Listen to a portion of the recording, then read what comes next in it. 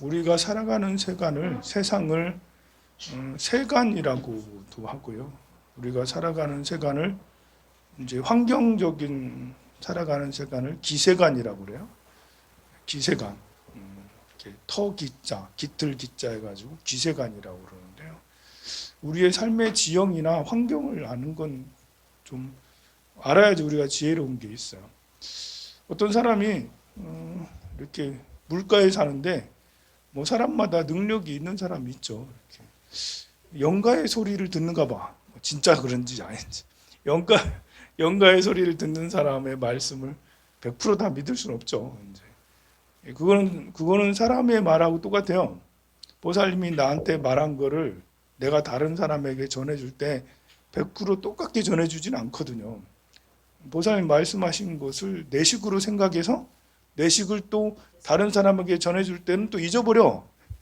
어제 들은 거다 하더라도 몇 가지를 빠뜨리거나 왜곡시키거나 그렇게 해서 전해주거든요. 마찬가지로 영가들은 우리랑 또 다르잖아요.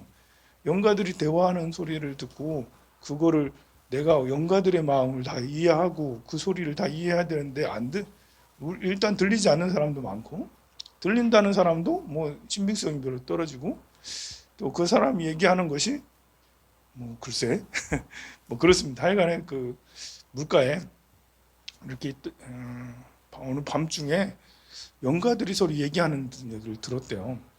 드디어 내일 기회가 찾아왔다. 드디어 내일 순환에서 벗어나는, 그러니까 지방령이라 해가지고 물에 빠져 죽은 귀신들이 있는 거야. 이제 그 귀신들이 서로 대화하기를 드디어 순환에서 물의 난리에서 벗어날 수 있다. 내일 누군가 술 먹고 이쪽에 와서 물을 떠마실 것이다. 그러면 확 땡길 거야. 이렇게 해가지고 이제 그 대화를 들었어요. 정말인가? 그 다음날 확인을 해봤거든요. 근데 이제 어떤 술 취한 사람이 막 이렇게 몸을 흔들흔들 하면서 가다가 목이 마른지 강물에 가가지고 물을 떠먹으려고 이렇게 하는데 휘청하는 거예요. 그때 그 사람이 아미타보, 아미타불, 나무 아미타불 이러는 거예요. 그렇게 하더니 그냥 가더라고요. 그래서 이제 그 다음날 영가들이 하는 얘기를 들었대. 어제 너가 그 순환에서 벗어난다고 하지 않았냐 했더니 아니 그러려고 했는데 확 땡겼는데 갑자기 아미타불 이렇게 나무 아미타불 관세음보살 이렇게 하니까 순간 몸을 움직일 수가 없었대. 그래가지고 그 사람의 몸에서 빛이 확 나고 그러는데 어떻게 할 수가 없었다면서, 그래서 할 수 없지 하면서 또 기다려야지 그렇게 이야기를 하더래요. 이게 진실이고 거짓이고를 떠나서 정말 그런 효과가 있는 것 같아요. 우리가 이제 이렇게 나무아미탑을 관세음보살 연부를 이렇게 하면 정말 그 보이지 않는 악령들이, 사령이라고 해야 되나, 악령이 지방령이라고 해야 되나, 사실 설령 악령이라고 따로 있는 게 아니죠. 물에 빠져서 지방령이 되어 있으면 얼마나 힘들겠어요. 나 같아서도 내가 이렇게 맨날 물속에서 빠져 있는 귀신이라면 다른 사람 대신해서 있으면 안 돼? 다른 사람을 빠뜨리고 나는 다른 데 가면 안 돼? 나도 그러겠다. 내가 나쁘고 선하고를 떠나서 자기가 위치가 너무 안 좋은 자리에 오래 있게 되면 이렇게 마음이 이제 그런 마음을 가질 수가 있어요. 그런데 우리는 그런 마음을 갖는 지방령도 이해를 해줘야죠. 이제 그 악령이라고 하면 사탄이야죠. 사탄족에 빠져가지고 그럴 게 아니라 천도를, 수륙대제를 통해서 천도를 잘 해줘서 그런 영가들이 다른 사람을 해하지 않고도 그냥 해방이 될 수 있도록, 천도가 될 수 있도록 그렇게 해줘야 될 게 우리가 해야 돼요. 악령이라고 해서 너는 가, 너는 거기 있어, 그게 아니고 악령이 그렇게 한이 많은 그 원혼일수록 우리가 풀어줘야 되는 거죠. 그리고 이제 정말 연불 부처님 명호를 외우는 것이 진짜로 효과가 있구나. 정말 어느 순간에도 부처님 명호를 놓지 않고 항상 외워야겠구나라는 생각을 가져야겠죠. 우리는 이런 상황에 늘 노출되어 있는데, 요즘에 이제 이렇게 어제 뉴스를 보니까 터키가 이제, 터키 하면 다 알죠? 우리 이제 그 6.25 때 한국 전쟁 때 15,000명이나 되는 많은 병사들을 파병을 해서 우리를 도왔어요. 그 중에 한 3,000명 정도는 죽거나 크게 다치거나 그랬으니까 터키 사람들 중에 전사한 사람들이 한 1,000명 가까이 돼요. 그러니까 굉장히 많이 우리에게 이제 우리나라한테는 은인이죠. 근데 신기하게도 이 터키하고 우리나라는 또 이렇게 우랄 알타이어족으로 그 위로 올라가면 조상이 같아. 그리고 형제국이야.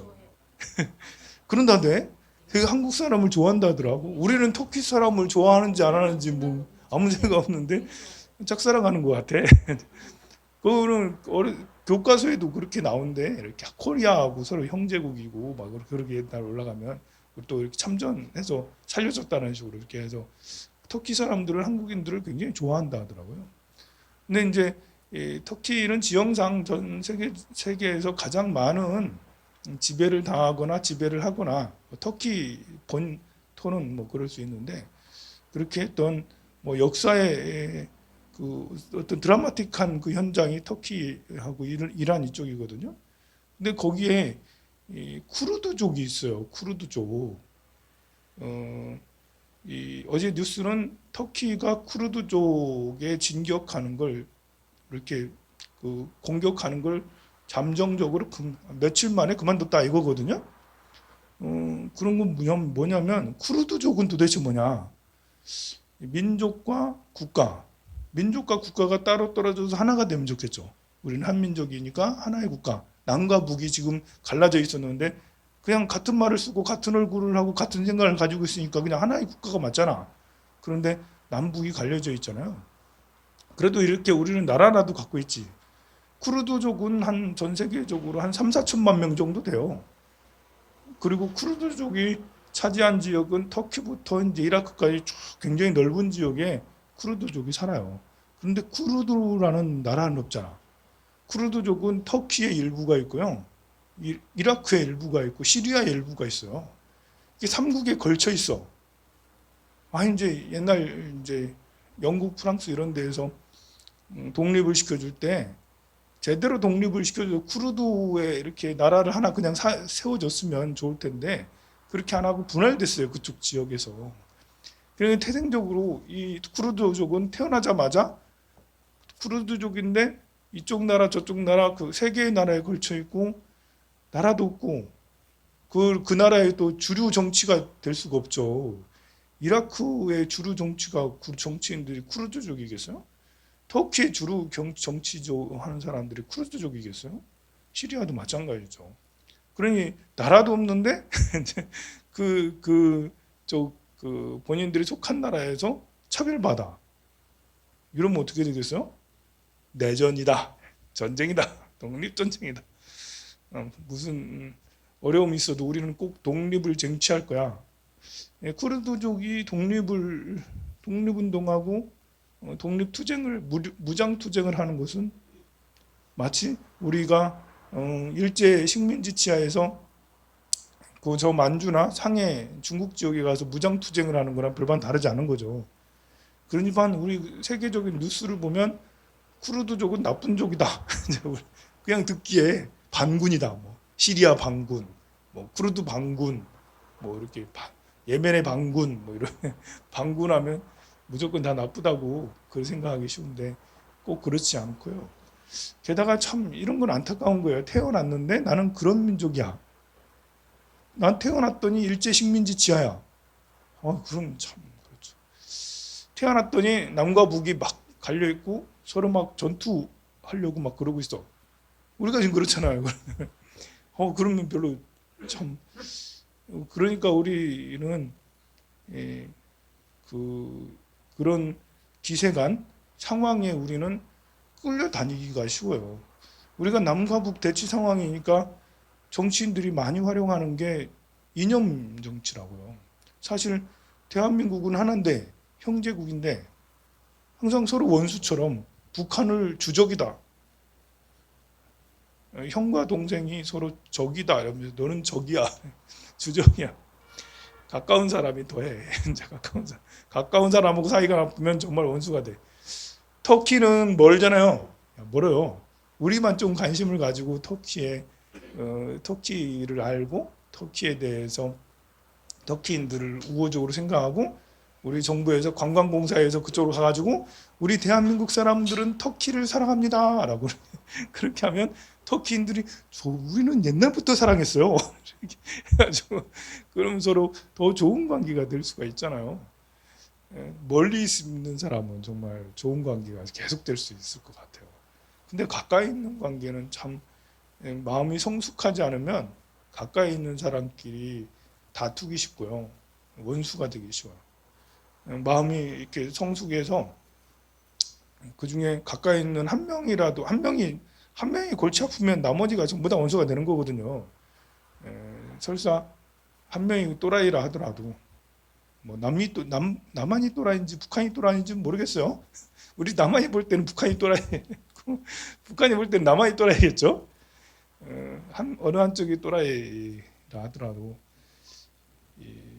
그 또라이 일정에는 어느 한쪽은 굉장히 이렇게 인내하면서 참고 이렇게 견뎌내가면서 많은 시간 동안 이렇게 지혜롭게 대처하지 않으면 그냥 원수가 돼버리죠. 그냥 감정대로 하면 뭐 지금 남과 북이 원수가 되는 것처럼 남쪽이 참아야 될지 북쪽이 참아야 될지는 모르겠지만 어느 한쪽이 또라이가 되면 나머지도 또라이가 되기가 쉬운데 둘 다 또라이가 되면 참 그렇잖아요. 둘 다 정상적인 게 아닌 게 또라이잖아. 그래서 국민들의 사고도 이상해지는 거예요. 이렇게 보면 이념 전쟁에서 좌파다 우파다 뭐 종북이다 뭐 좌빨이다 뭐 이러면서 그러려면 우리가 서로 하나가 돼서 이렇게 해야지 화합이 잘 되고 행복한 나라가 되는데 그러지 못하면 이게 이제 가정으로 보면 똑같아요. 엄마 아빠가 싸워봐. 그럼 아이들은 어떻게 살으라고. 황룡사 왔더니 황룡사가 좌우로 나눠서 싸우고 있어. 황룡사 다니고 싶겠어요? 아니거든요. 내 마음도 좌우로 막 나눠서 싸워. 이러겠다. 찬물 더운물 찬물 더운물. 이게 이래 되면 삶이 비참해지는 거예요. 이제 그러니까 조절을 해야 되죠. 일단 내 마음 찬물 더운물 조절을 해서 미지근한 물로 조절을 해서 중화를 시켜야 되고 황룡사도 좌우가 대립하고 있으면 아무리 이 좌가 잘못하고 우가 잘하고 있다 하더라도 잘하는 우파는 칭찬하고 잘못하는 좌파는 니들 그래서는 안 돼 라고 할 수는 없는 거예요. 아무리 잘한다고 해도 못한 사람이 있고 그럴 때는 잘하는 사람이 희생을 해서 칭찬을 못 들어도 못하는 사람은 어떻게든 칭찬을 해서 못하는 사람을 잘하게 만들어서 서로 화합이 되도록 해야 되는 거거든요. 그러니 그게 지혜가 아닐까 싶은가 그래요.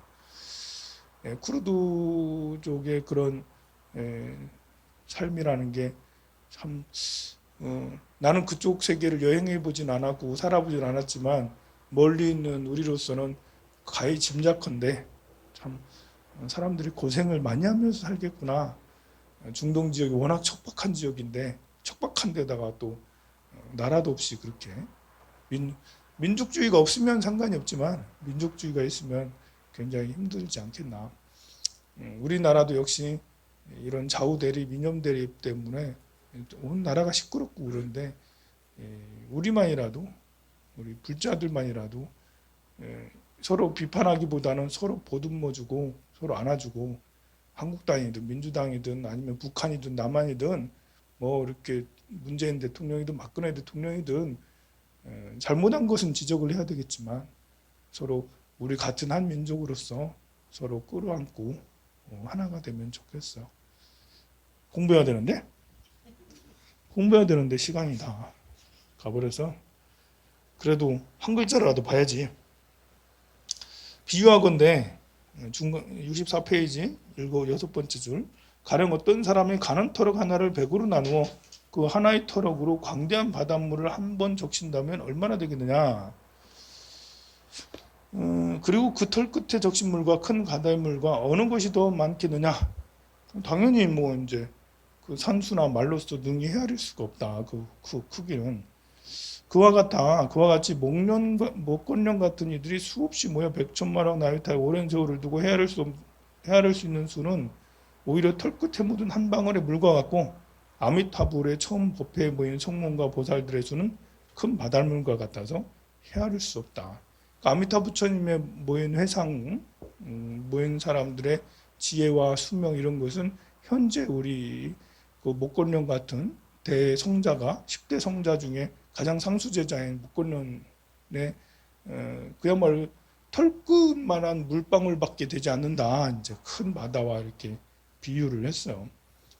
참 문학적인 비유예요. 가만 보면 우리가 경전을 계속 독송하면 사람이 시인이 될 수가 있어요. 비유를 하는데 이렇게 털끝만한 물하고 큰 바닷물하고 이렇게 비교를 해서 그래서 이런 경전의 말씀들을 일상생활 속에 그 가까운 사람들에게 너희 공덕은 저 바닷물에 이거 얘기해 주면 돼요. 털끝 가느다란 털끝을 100을 나눠 가지고 거기서 물방울을 탁 적셨어. 바닷물방울을 적셔. 거기 딸려오는 물방울이 얼마나 돼? 그리고 바닷물은 이만큼이야.